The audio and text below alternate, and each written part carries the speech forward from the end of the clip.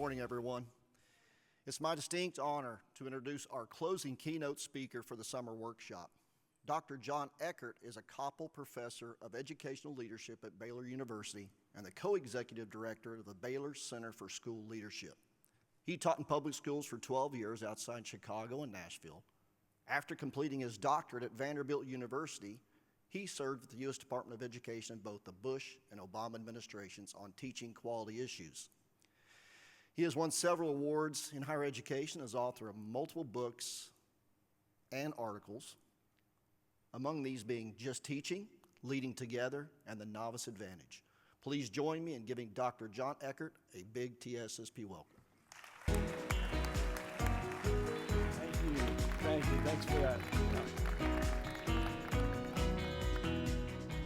So, welcome and thank you to the Friday Faithful for making it here. This is great. It's like as a professor scheduling a class at 8 o'clock in the morning to see who really wants to be there. So thank you for being here. I am so blessed to be here, and I'm so grateful as a parent of students that attend Texas Public Schools for the work you do. I get to work alongside Herb Cox at Baylor University, and the work you do is so much harder than the work I get to do now. So I'm going to convince you by the end of our talk, our time together, that I have the best job in education because I get to go all over the world and see amazing things that educators are doing and write about them. I don't spend time writing about things that don't work. I spend all my time finding things that do work and highlighting that. So today's talk is Just Leadership, Joy Through Few.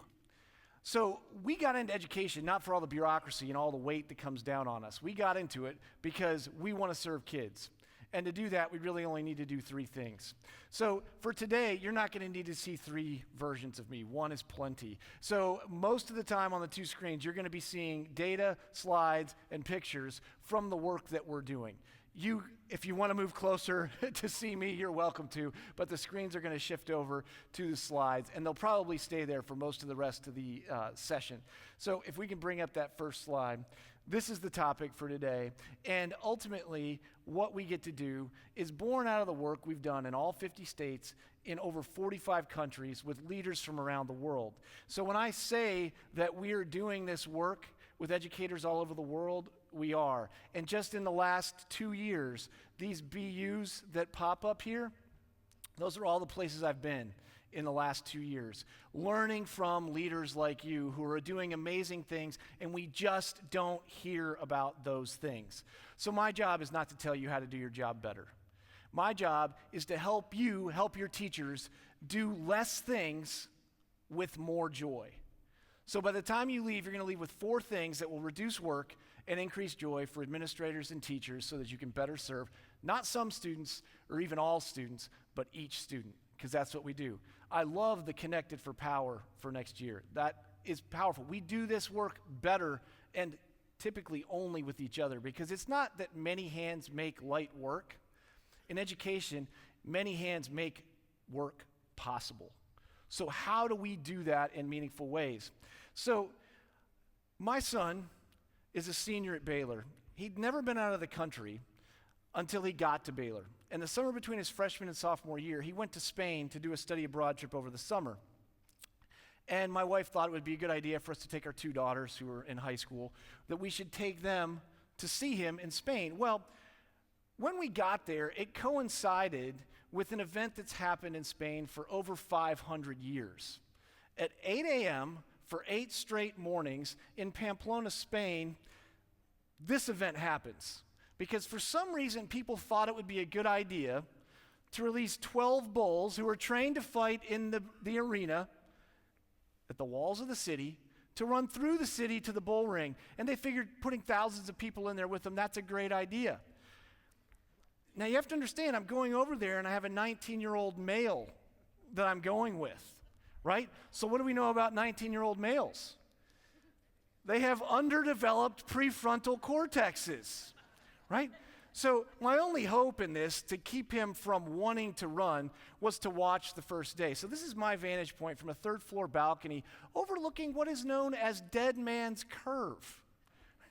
It's aptly named. So this is my iPhone footage of what's going to happen, and then I'll show you a picture. So you get 19 seconds here. My only trigger warning here is no one dies. That's all I can promise. Here we go.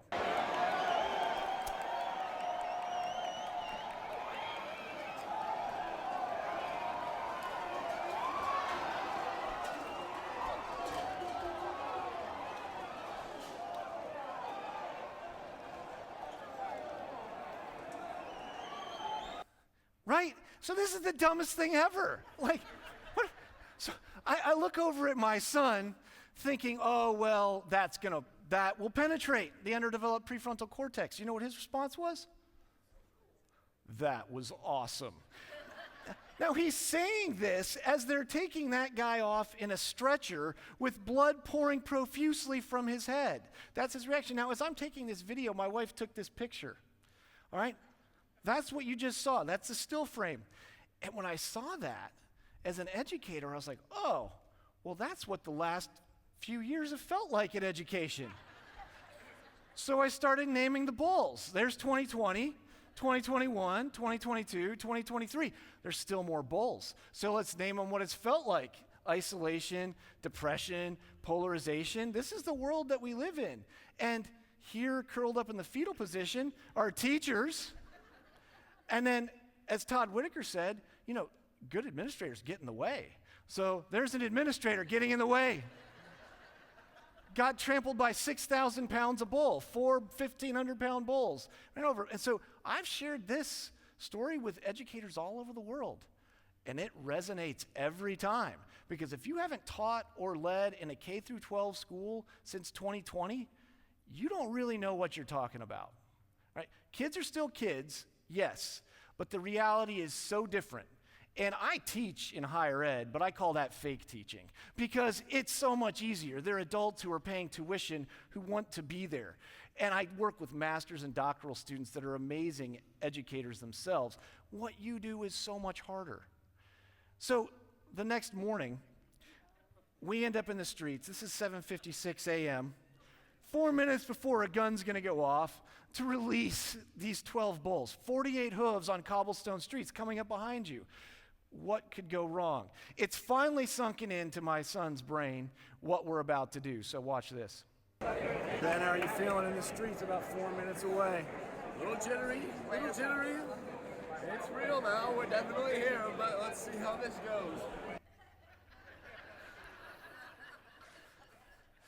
If you're a parent, you know that smile. That is not a smile of happiness. That's a smile of resignation. This is happening. This is about to happen. So before I finish my talk, I will finish what happens in our quarter-mile run. We picked up the bulls about a quarter of a mile, and it's a half-mile run that they do. Just to be clear, they're way faster than we are. All right? So we're going to make our run and try to make it into the bull ring with the bulls because, you know, why not?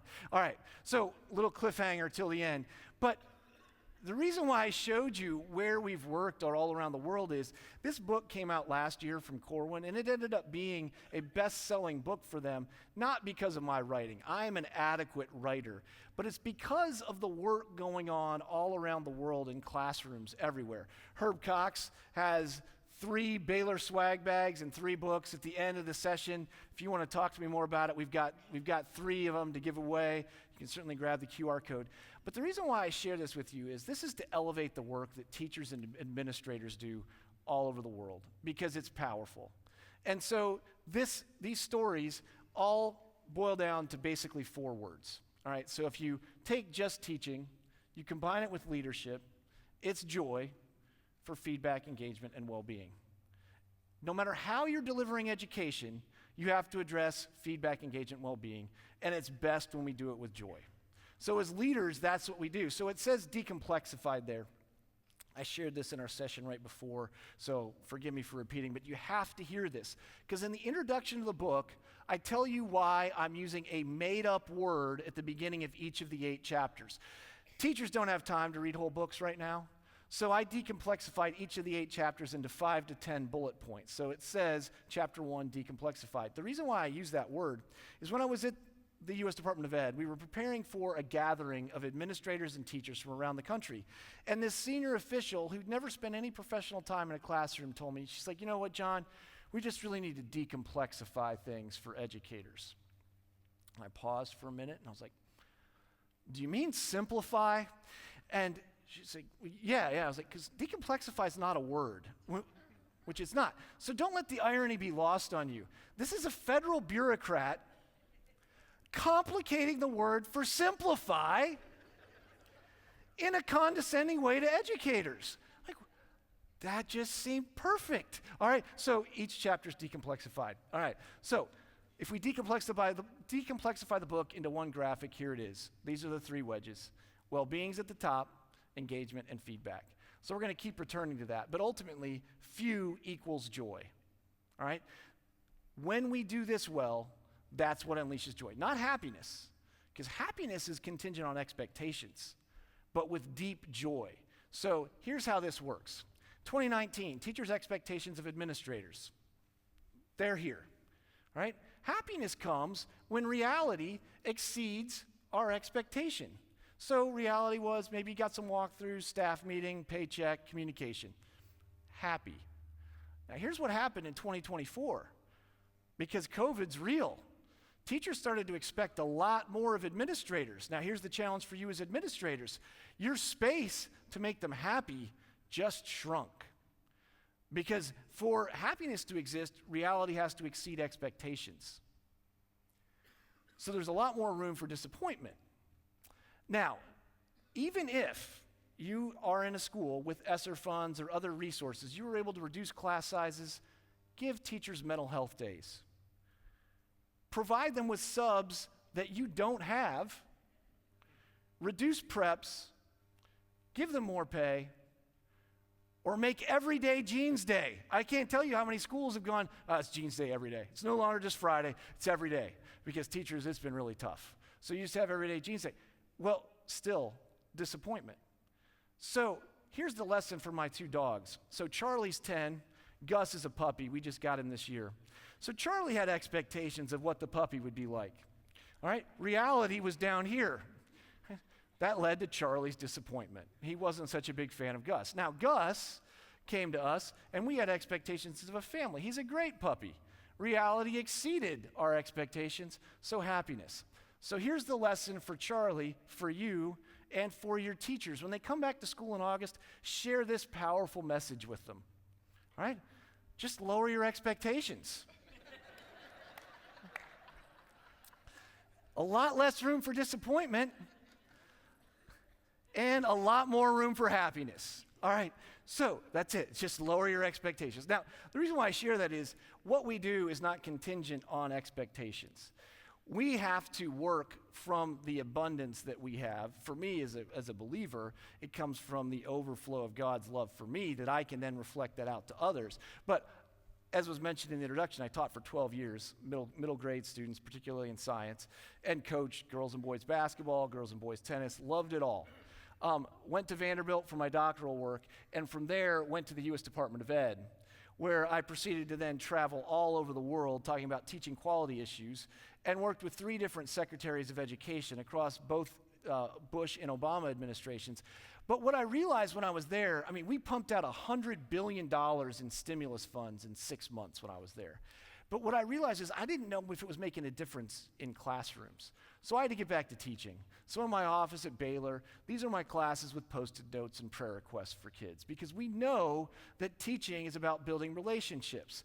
Every Sunday at our house, we have college students that come by after church on the way back to campus to have lunch. Now, I'm the cook on the weekends. My wife's a way better cook than I am, but I take cooking responsibilities on the weekend. So they get 1 of 6 meals. And it's quantity more than quality. But they keep coming back because there's community. So for 15 years, we've had college students in our house that have been a huge blessing to our family, because that relationship's not a one-way street. Because I've found my calling, and calling is not based on happiness. Calling is fueled by joy in a life lived for others. And for me as a believer, that's out of the abundance that God has given me that I'm able to reflect that back out. And that's why my job is so life-giving. ultimately, joy is everywhere in the profession that makes all others possible. We just lose sight of it. We don't take the time to reflect and to see it. But it is everywhere around us. And we need to spend time every day helping other people see it. So, how joyful in your work? It's kind of dark in here. I won't actually make you move, but this is one of my favorite human continuum activities because I can get a read of the room really quickly. So typically we would move. 0, my work destroys joy. Right? It's pretty bleak, all right? 10, or are you a 10? Joy permeates everything you do. So with somebody next to you, you have 2 minutes.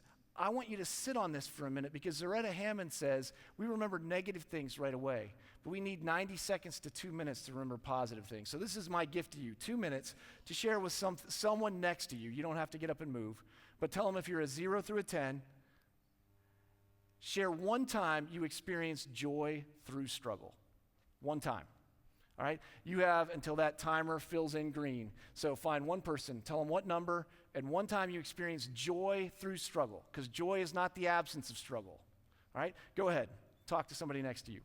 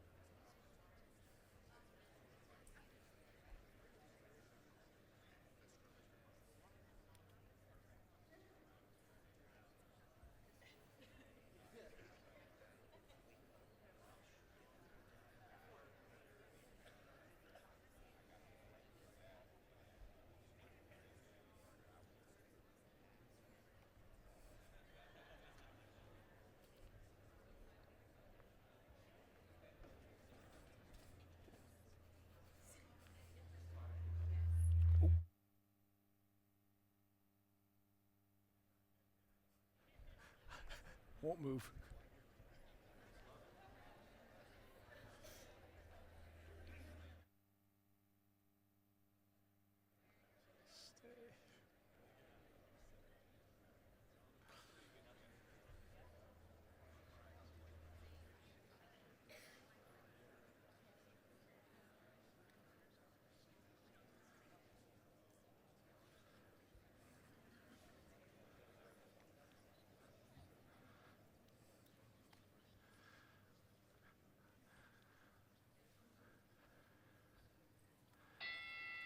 So I usually move into the audience, but I realized we were getting a lot of feedback as soon as I moved there. But as you think through this, help your teachers when you go back in the fall think through this.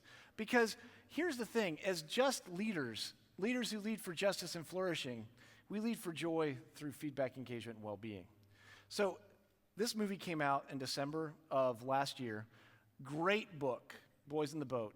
And it shows joy through struggle in a quick 2-minute clip that I'm going to show you, better than anything I've seen. It follows Joe Rance, who grew up in the Depression. When he was 15 years old, his parents left him to fend for himself because they couldn't afford to feed him. And so he gets to the University of Washington, joins the crew team, which I usually think of as an elitist sport, but he joins it because he can get fed and he can get a place to sleep. And so a bunch of other boys are in the same boat that he's in, and they join the team, and they develop what I call gritty optimism. So the next book I'm working on is called Gritty Optimism. It's what veteran administrators and teachers have. You don't have a naive optimism that's born from not knowing. It's a gritty optimism based on the fact that you've seen kids become more than they ever thought they could be. You've seen colleagues become more than they ever thought they could be. And you've done it over and over and over again. You can't do it for them, but you can walk alongside them as they become more of who they're created to be. They develop that gritty optimism. So I'm going to show you this clip. They row all the way to the 1936 Nazi Olympics, and I won't spoil the end, but it's a great movie, so you can guess the ending. But this is in a preliminary race. Just look at the joy they experience when they finish. Now, to be clear, this is a 2,000-meter race. They expend as much energy in 6 minutes as I would expend playing 2 basketball games back to back. So I'm not sure I've ever physically suffered as much as these guys have as they've trained and then they do this race. So watch how they react at the end of the race. So they didn't do that alone. They did that together. And that joy was directly correlated with how much they had suffered to get to that point. So when our kids see words like this and definitions like this, when they see these terms, we're all about well-being and flourishing and joy. But when you read those definitions, what does that tell them? What does that tell your teachers joy is? Doing well, right? It's freedom from struggle. We don't have to struggle. But here's the thing. We've known this since Lev Vygotsky's own proximal development and even further. Learning is productive struggle. If we don't give kids a chance to struggle well, we rob them of the opportunity to have the joy that comes from that struggle. These are my junior and senior leadership minor capstone students from all different majors at Baylor. And we ask really hard questions. And we dig in, and they read from 25 authors that have all different perspectives. Brian Roberson's here. He's in our EDD program. Like, this is what we do. We read a lot. We discuss hard things. We bring people's experiences in, and we hash out truth because we're not afraid of truth. It's not my truth, your truth. It's truth. How do we get to a deeper understanding of what that is? Because joy is not freedom from struggle. Joy is the fuel to struggle well. That's what gets us coming back every year, back to schools. And I think a lot of educators have lost this because they think joy is the freedom from struggle. It's not, never has been. And it's even more true now than it's ever been. And we lose sight of this, we leave the profession that makes all others possible. We lose the sense of meaningful work that we should have. Because ultimately the depth of our struggle determines the peak of our joy. If you haven't worked for something, you don't have as much joy. Teams that celebrate well have struggled well together. Ultimately, it's what Zaretta Hammond says in Culturally Responsive Teaching in the Brain. We want to move from getting kids to avoid things because of trauma, where they release cortisol in their brain, to approaching, where you get dopamine and serotonin, to connecting, which is what TASSP is all about, which releases oxytocin. Our bodies are literally made to connect and struggle well with each other. Which gets us back to feedback, engagement, and well-being. This is true for students, this is true for teachers, and it's true for administrators. How will you lean into that next year? But the question for you is, which wedge are you best at? Because if you have a school that's built on well-being, you're going to have a school character of love and justice that develops personal virtues of compassion, courage, and humility. We need more of this in the United States than we've ever needed it. We are so dependent on schools for this. And the work you do is so important because engagement leads to humility and service, which develops civic virtues of civility, service, and citizenship. If you have a culture of feedback, that enhances thinking, quality, and excellence and leads to these intellectual and performance virtues. The question is, which wedge is your school best at addressing? All right, pick one of those wedges. What are you best at? You've got 2 minutes till that light blue circle fills in blue. Which one are you best at? And then we'll see in the room which one we're best at. Go. You've got 2 minutes.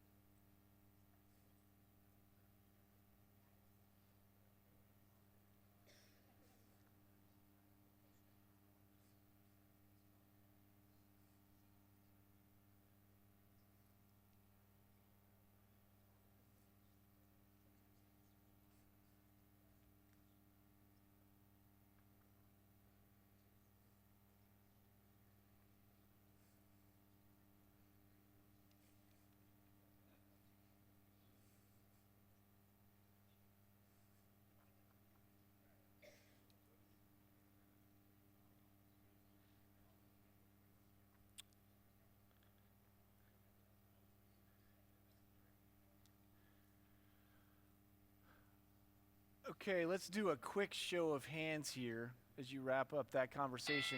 How many of you think your schools are best at doing well-being? Go ahead and raise your hand. You're meeting the well-being of your students and teachers. How many of you are best at that? All right, good, hands down. Engagement, how many of you are best at that? Okay, less hands. And then feedback, how many of you are best at giving meaningful feedback? Again, I define feedback as purpose-driven wisdom for growth. You cannot get that from artificial intelligence. Artificial intelligence is consensus. All it can do is scrape, large language models scrape what's on the internet. It's consensus. To truly grow, it has to be done in relationship, and that requires wisdom. That's why teaching is not in trouble with AI. Teaching is a tool that we can use, but we need purpose-driven wisdom for growth. That comes from one human to another.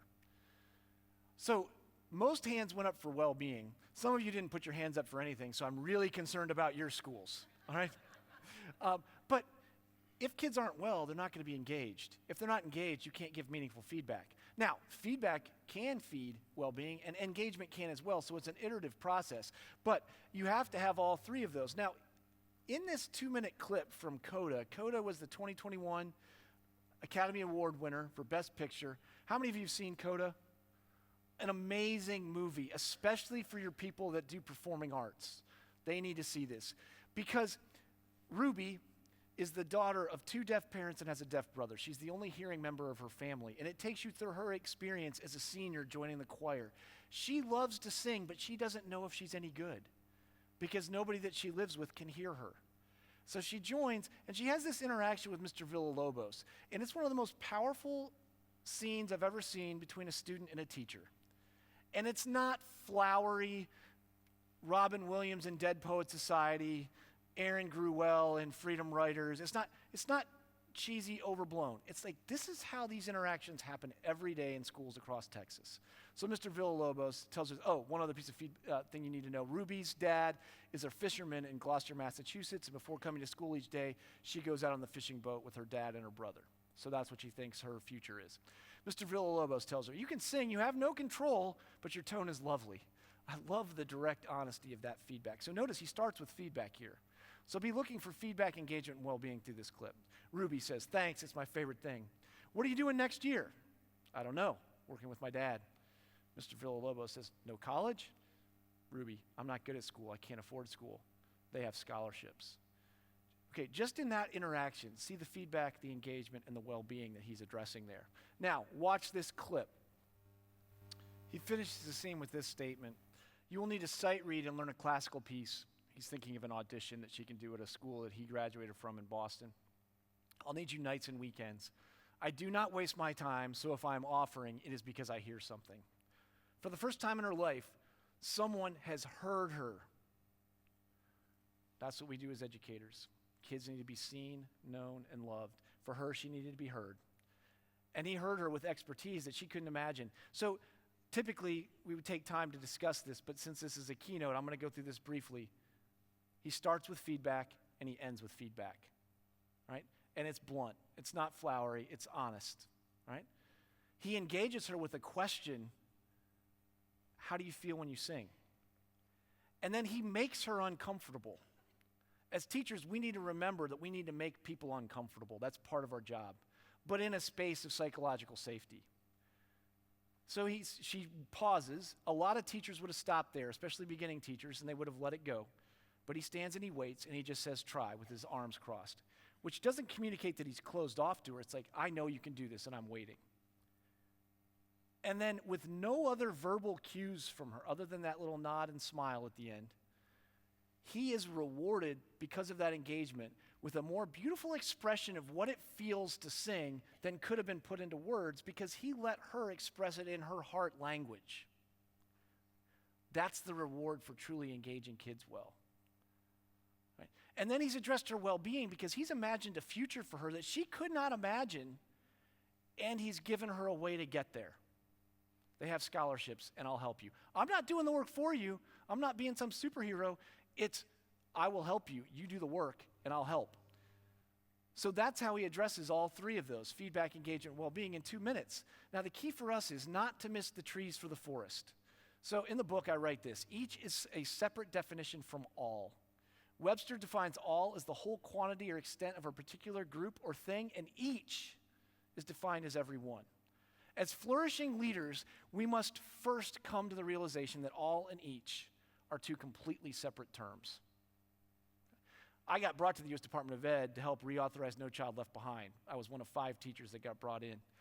And that was one of those laws that tried to help us stop ignoring some kids and make sure we categorize kids by group. So it tried to get all. But what we have to do is get each. And great leaders know that. Now, over the last few years, it's become harder. The Stephen Covey example of what life feels like, when you put the small rocks in first, then put the big rocks in, they don't fit. So instead, you should put the big rocks, then the small rocks. Well, since 2020, this is what it's felt like for educators, and this is why it's the cover of the book. The big rocks don't fit. Even if you get all the small rocks out, life is overwhelming. Work is overwhelming, and we lose our joy because of that.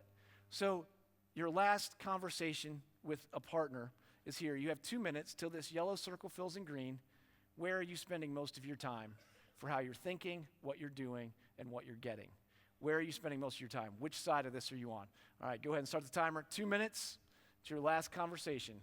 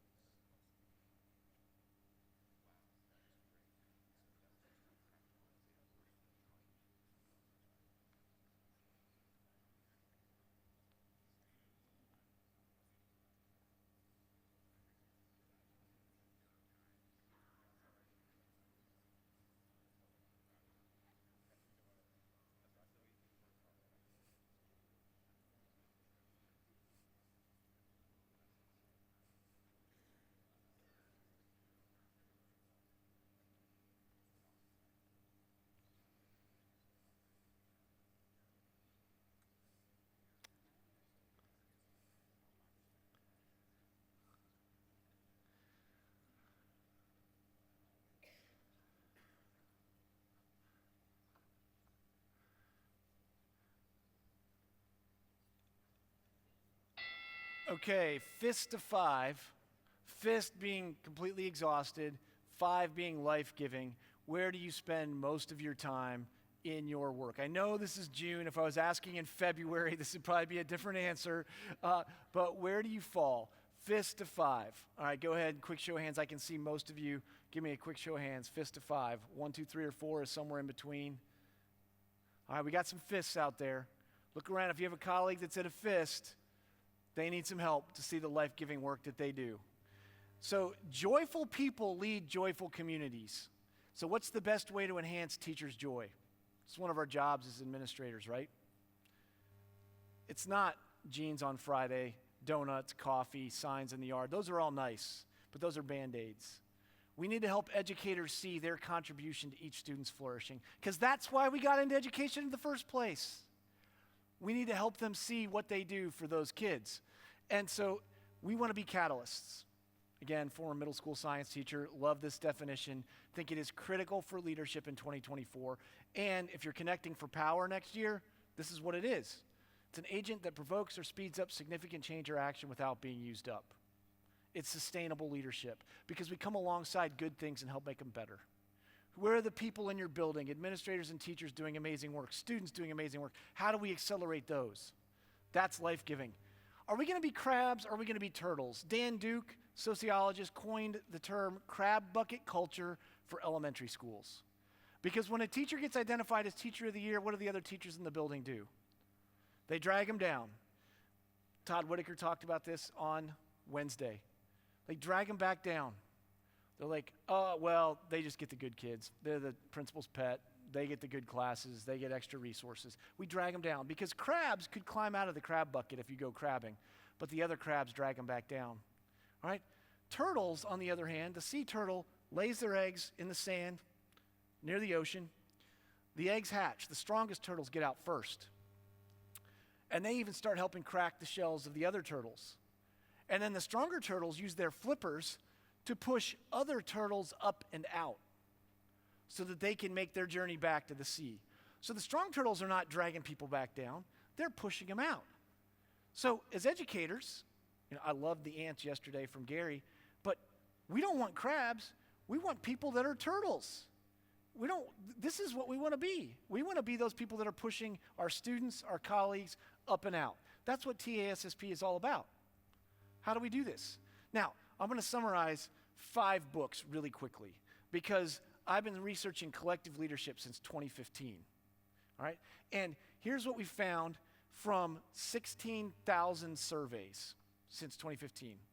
Collective leadership is the work teachers and administrators do together to influence colleagues, policymakers, and others to improve teaching and learning. Imagine that if policymakers actually listen to the people doing the work. That would be amazing. You need local policymakers, state policymakers, and federal policymakers to listen to what we actually do in the classroom and in schools. That's collective leadership. Simply put, collective leadership is the work that supports shared goals. It's not about the person, it's not about the position, it's not about the personality. It's about the work we do toward shared goals. As administrators, you have to make sure that those goals are truly shared. How do you set goals that people want to co-own? Get this term out of your vocabulary. If you go back in August and ask teachers and other administrators to buy into some good idea that you heard at TASSP, they're not going to like you. Gen Z does not want to buy in. They want to co-own. How do you tap the collective expertise of your team to move things forward? There are lonely leadership decisions, but leadership does not have to be lonely. You have TASSP, you have amazing colleagues in your building. Sometimes the buck stops with you and you've got to make a lonely decision, but it should not be lonely. Teaching and learning are too complicated to try to do it on our own. So co-own how you're going to improve. That's simply put, all of these articles that would probably basically put you to sleep, so if you need any help with rest tonight for any reason, you could read any one of these, but I'll summarize them into 3 points. Collective leadership significantly enhances collective teacher efficacy. Remember, John Hattie says in his meta-analyses, that's the single biggest factor impacting student learning in a building. If every educator believes kids can learn. Builds leadership pipelines and spreads teaching expertise. This is what we need. So 16,000 surveys, multiple articles, that's the summary. This chart is not pretty, but it's one of my favorite charts that's ever come from my research. Where collective leadership is higher in buildings, collective teacher efficacy also is high. There's a strong correlation between all 7 conditions of collective leadership. So you don't have to buy any of those 5 books. ASCD and Corwin will not be happy with me, but you do not need to buy those. That's the summary. All right, which takes us back to just teaching, because this is at the heart of what we do. Now, typically in a session like this, we've got about 19 minutes left. I would give you 9 ways to address few that reduce our work. We don't have that much time. So I'm going to give you 4 really quick ones. All right? So here it is. We need to laugh more. Maya Angelou gets it right. We need to determine to live life with flair and laughter. All right? We need to be joyful leaders because people follow joyful people. Marcia Tate says this. This is an encouragement, especially for cheesy administrator jokes. Our brains don't know the difference between real laughter and fake laughter, so just laugh. All right? So tell your staff to laugh at your jokes even if they're not funny. Dad jokes are still funny in my opinion. All right? So there you go. All the laughter I need about education comes from Abbott Elementary. Ava is quite possibly the worst principal ever, right? So, or best, depending how you frame her. So she has some tips for how you might start back. I wanted you to walk away with a tip for how you could start staff meetings. So here's how Ava launched her last school year in Abbott Elementary after she just received her degree from Harvard. So here we go. Again, happiness is based on expectations. So if you want your teachers to think you're a better administrator, just show them that clip, all right? So that's the win. So gotta laugh. Empathy is critical because 80% of our families rely on schools for their children's mental health. That's a heavy burden, all right? It's not something to laugh at, but joy does come through that. One of the best strategies I've ever seen came out from a study in 2008 saying that for kids that we struggle to connect with, spend 2 minutes a day for 10 days talking to them about anything. If you do that, off-task behavior reduces by 85%, right? That's a powerful strategy. You can't do that for every kid.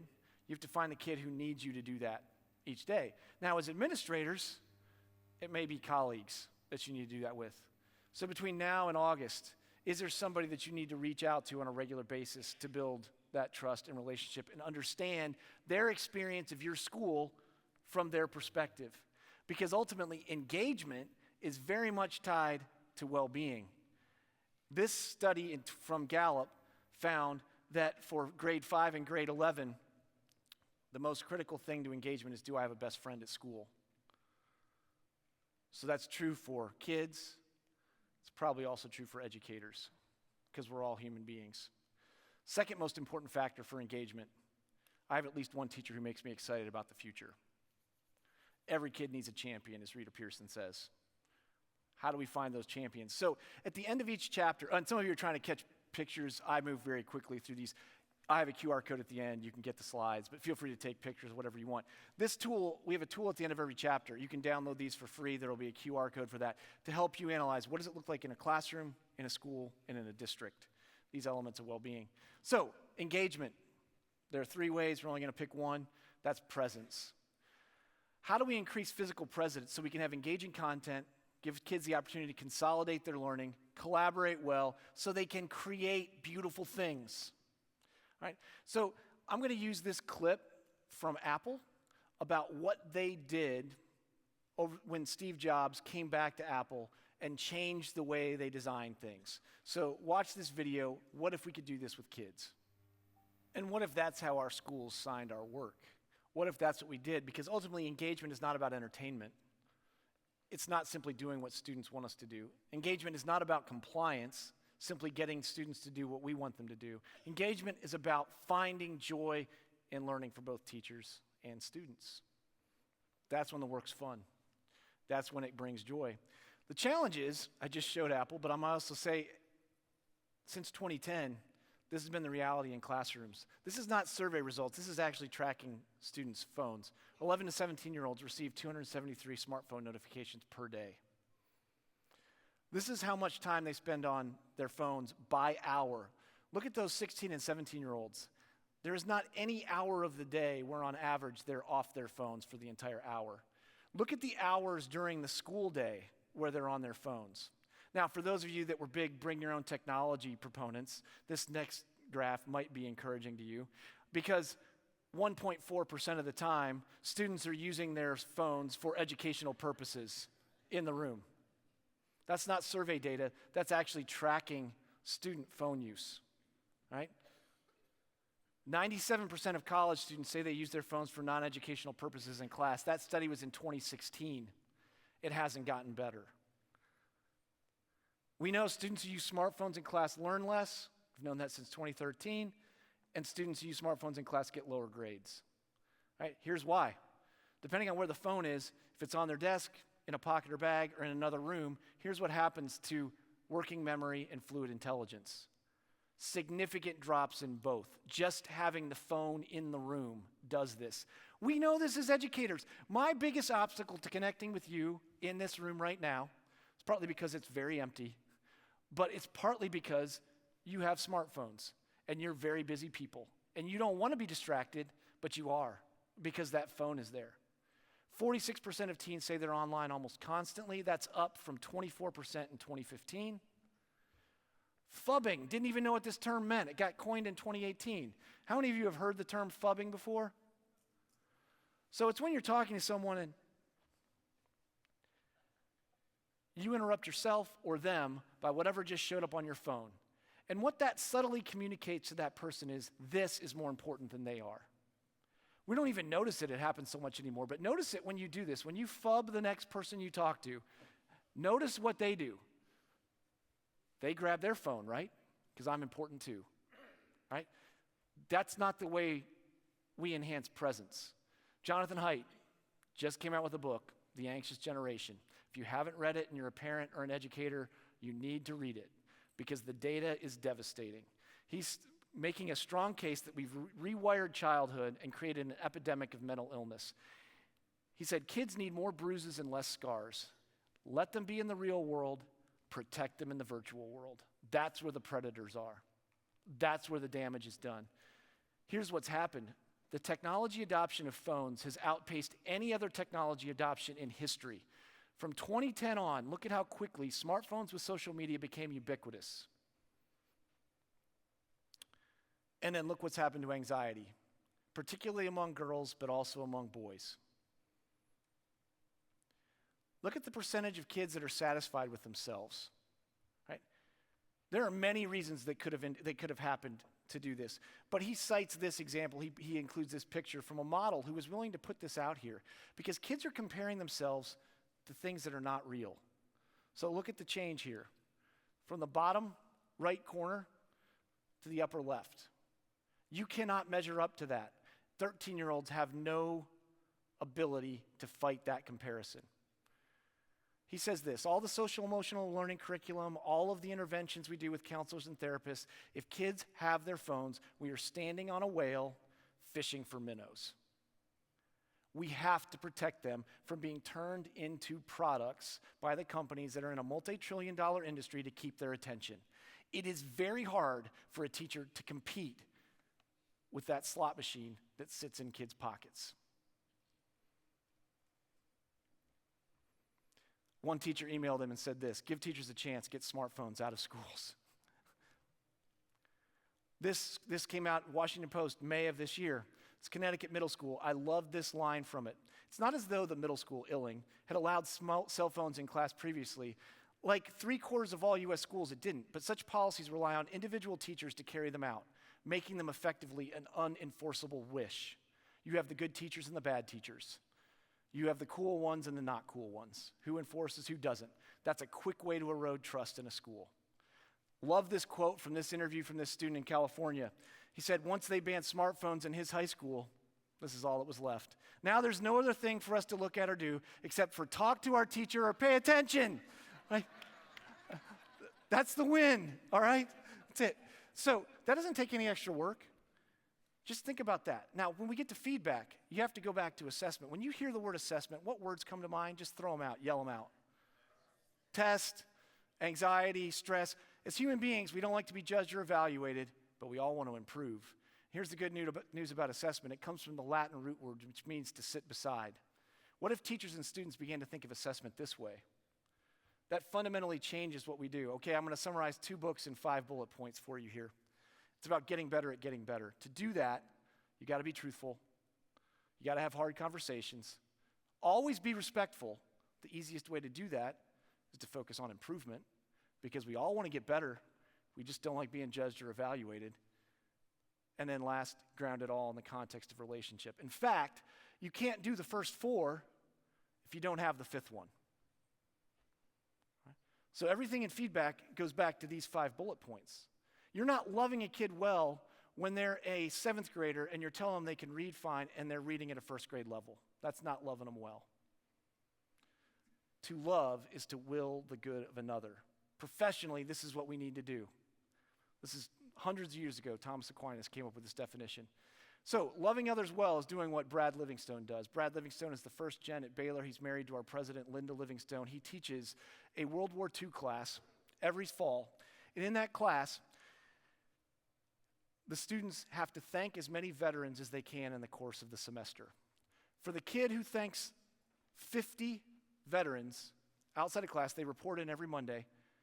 As soon as they do, they get a vial of sand from Normandy to remind them of what those veterans did for them. That changes the kids, that changes the community. For the kid who thanks the most in a semester, they get a vial of sand from Iwo Jima. The only way to get on Iwo Jima is to be part of the Japanese military or an American attaché to the Japanese. It's the toughest island in the world to get to. You're literally not allowed to get on. A veteran brought him back sand from Iwo Jima, and one kid gets a vial of sand from Iwo Jima. That fundamentally changes kids, that changes communities. That's how we love others well. But the great thing about loving well is it's reciprocal. We get it back. This teacher in Houston shared this example with me last summer. She said she got a call from the office saying that her father had fallen and was bleeding on the brain. And the kids heard it because it came through when she was teaching class, and before her seniors would let her go, they got around her, put their hands on her, and they prayed with her before they would let her go. As she talked about that 8 months later, she was in tears and most of the staff was in tears because that's the work we get to do. When we love kids well, they love us back. It doesn't always feel like it, but in times of need, that stuff comes through. We just have to celebrate the right things. So one of the things that drives me crazy is when I see holiday countdowns or days to spring break or days to summer. Do not do that. What that communicates to kids is we can't wait to not be with them. Every minute has to matter. That's sacred time. My time with you is sacred. I only have a few minutes left with you. That's sacred. I wouldn't want to be anywhere else. And certainly don't do what I think some of you as administrators have seen, which is have teachers who plan their sick days. So watch this, see if this resonates for you. It's from a Canadian TV show, but I think it probably translates to America. So we have to celebrate growth. This is my son when he was 10 years old. He asked me to take this picture. It was devastating as a father. That's my kid. So 6 years later, that was in Yosemite National Park. 6 years later, we're in Acadia National Park. I turn around and I see this, and I was like, hey, I can take no credit for this, but we're going to celebrate growth because he looks like a normal human being now. All right, so celebrate growth wherever you can because ultimately it's not about how much feedback we give, it's how much feedback is received. So how do we give feedback that helps people grow? So my question to you, as you go into next year, could you do these 4 things? So we're going to land the plane here. They don't take any extra work, but they're life-giving and joy. Laugh each day, increase physical presence, ensure each student has a friend and each teacher and administrator, and then see each student. Be sure each student has a champion. Can you do those 4 things? That would make the year much more joyful. Ultimately, we're in this to be like the Sequoia Redwoods in California. How many people have seen those? Ever been out to the Sequoia Redwoods? Yeah, they're amazing. And TASSP is kind of a Sequoia Redwood grove on its own because it's all of us for each of us. These trees are over 2,500 years old, 300 feet tall, weigh over 6,000 tons, but their roots only go down 6 to 12 feet deep. That's only possible because they share water, they share nutrients, and they share support.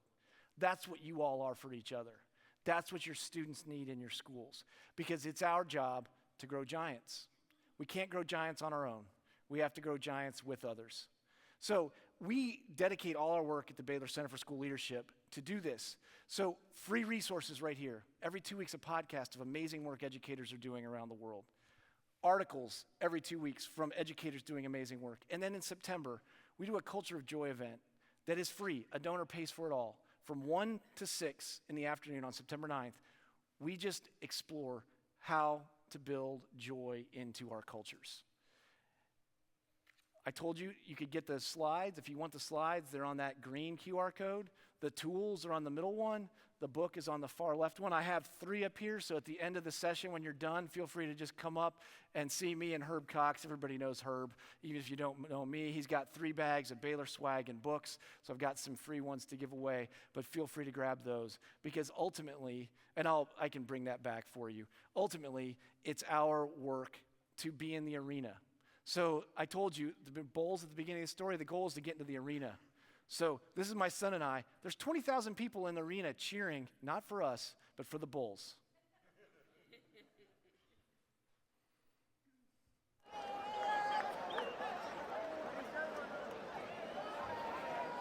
How do you feel, Ben? Exhilarated. That was insane. I think our work often feels like this. It's exhilarating and insane. It's why it's the greatest profession ever. And so ultimately, Theodore Roosevelt's speech, The Man in the Arena, started from this book in 1899. This is a quote from that book. I made every student I ever taught for 12 years get in front of the class, memorize this, and say it in front of the class. Far better it is to dare mighty things, to win glorious triumphs, even though checkered by failure, than to take rank with those poor spirits who neither enjoy much nor suffer much because they live in the gray twilight that knows neither victory nor defeat. Now, we're either going to be the light and reflect the light back out to a dark world, or I don't even think there's a gray twilight. This is the work we get to do. Thank you for what you do for kids across Texas. Thanks for letting me spend some time with you. And please reach out to Herb or I if we can help you in any way. Thank you.